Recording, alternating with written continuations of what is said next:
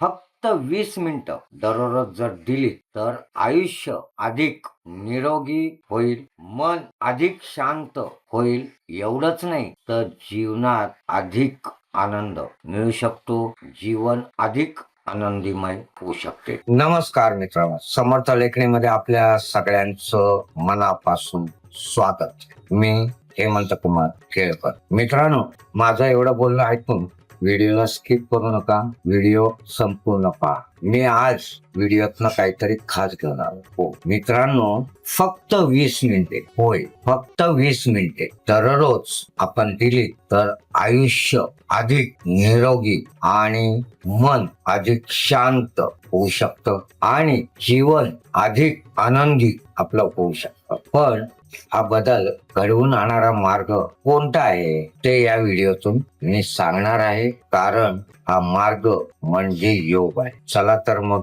विषयाकडे बोल. मित्रांनो, जी आपण दृश्य बघताय ना, ही दृश्य आहे 12व्या आंतरराष्ट्रीय योग दिनानिमित्त करमाळा शहरात एक प्रेरणादायी आणि उत्साहपूर्ण दिंडी निघाली. हो, ध्यान योग साधना केंद्र, भारत स्वाभिमान न्यास आणि आर्ट ऑफ लिव्हिंग यांच्या संयुक्त विद्यमानाने भव्य योग दिंडीचं हे आयोजन करण्यात आलं होतं. या उपक्रमाचा मुख्य हेतू होता योगाचा प्रसार करणे, आरोग्याविषयी जागरूकता वाढवणे आणि प्रत्येक नागरिकाला निरोगी जीवनाचा संदेश देणे. दिंडीची सुरुवात छत्रपती शिवाजी महाराज यांच्या प्रतिमेला पुष्पहार अर्पण करून करण्यात आली. त्यानंतर मोठ्या उत्साहात योग दिंडीला प्रारंभ झाला. दिंडीमध्ये लहान मुले, युवक, महिला आणि ज्येष्ठ नागरिक मोठ्या संख्येने सहभागी झाले होते. सर्वांच्या चेहऱ्यावर उत्साह आणि आरोग्यदायी जीवनाचा संकल्प देखील दिसत होता. यावेळी ध्यान योग साधना केंद्राचे संचालक बाळासाहेब नरारे यांनी सांगितले की योगामुळे शरीर निरोगी राहते, मन शांत राहते आणि जीवनात सकारात्मक